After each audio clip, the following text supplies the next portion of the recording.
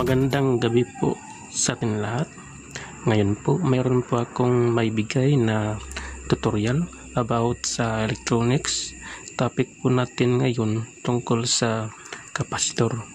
Ang kapasitor ay isang electronics component na makikita natin sa mga circuit.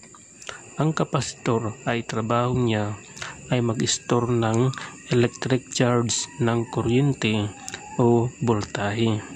Ang kapasitor ay may dalawang non-polar at polarized, at ang non-polar ay walang negative sign at walang positive sign tulad nito.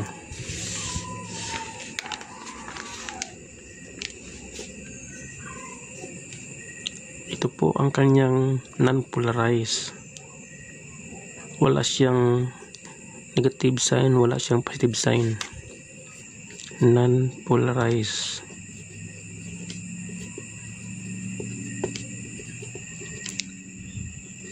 Ito po ang mga ceramic kapasitor.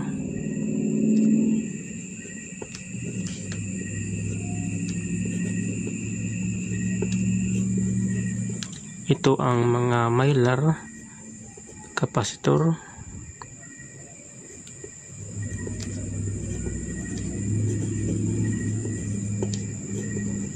Ito ay ang mica kapasitor.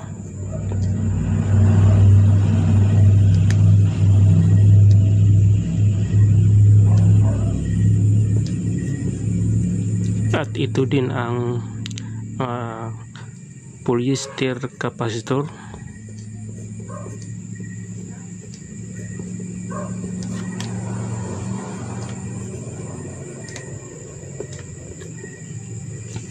Ito ang mga non-polarized. Kahit gusto mo ikabit ang pyesa ay pwede siya magkabaliktad, okay lang yun. At ito naman po ang polarized electrolytic capacitor.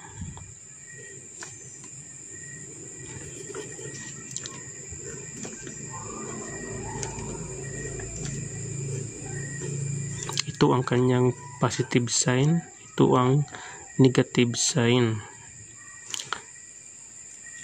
Ang polarized ay electrolytic capacitor.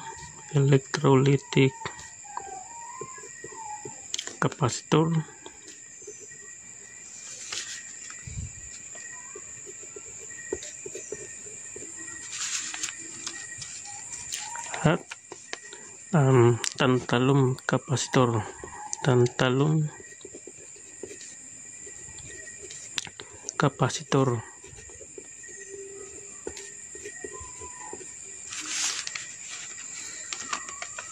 Ito po ang dalawang kapasitor ay mayroon polarized, mayroon siyang negative sign, mayroon siyang positive sign. Kaya hindi siya pwede magkabaliktad sa pagkabit ng pyesa. Ito po ang kanyang symbol ng kapasitor, electrolytic.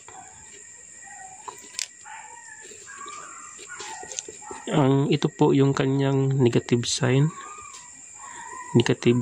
Ito yung mahaba na positive sign. At ito naman po ang kanyang tantalum kapasitor na mayroon siyang guide dito, pero positive po siya. Iba sa electrolytic kapasitor ay negative sign, at dito naman ay positive sign.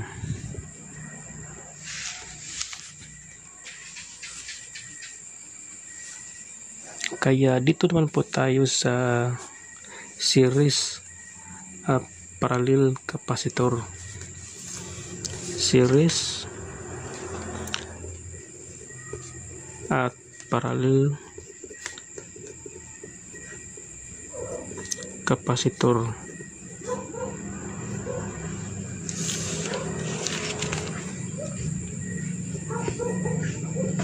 Yan po, series at parallel kapasitor. una ang series gawa natin.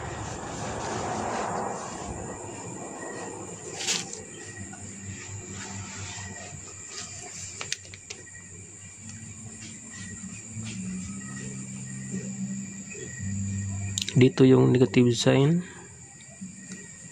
at ito ang positive sign.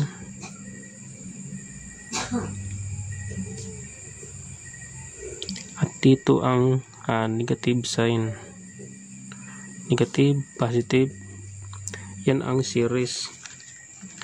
Ito yung kanyang 1000 farad, microfarad, 100 volts. At ito din ay 1000 microfarad, 100 volts. Ang gawin po dito ay i-add po natin itong 100 volts plus po siya 100 volts equals 200 volts. At ang kanyang 1000 farad at 1000 farad, yan po ay divide. 1000 farad divide siya sa 2 equals 500 microfarad, 200 volts. Yan po ang kanyang series. At dito naman po sa parallel,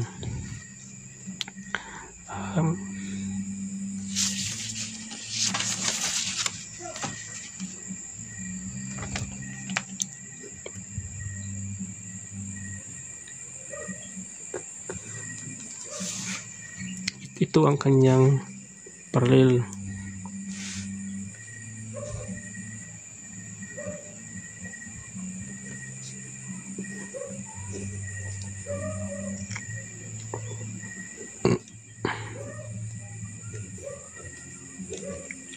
Dito ang positive, negative, positive, negative.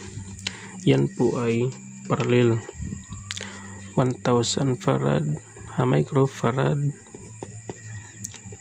100 volts, tapos 1000 microfarad, 100 volts. Ang gawin natin dyan ay ang 100 volts ay manatiling 100 volts. Itong 1000 farad, microfarad at 1000 microfarad ay i-add po natin. 1000 microfarad plus 1000 microfarad equals 2000 microfarad tsaka 100 volts. Yan po.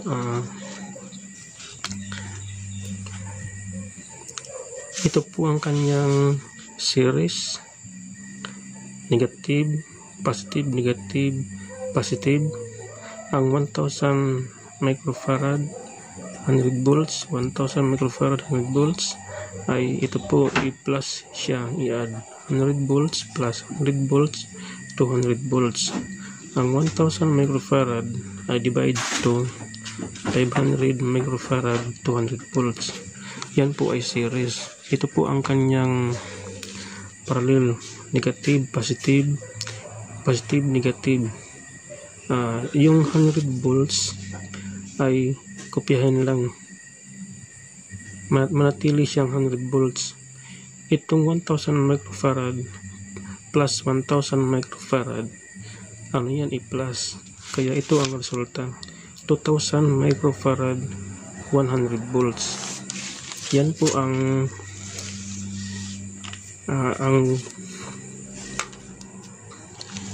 sa parallel na kapasitor. Tsaka yung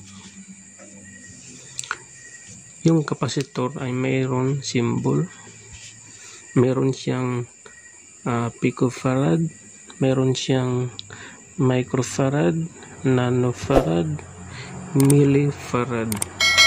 Yan po ang kanyang mga symbol.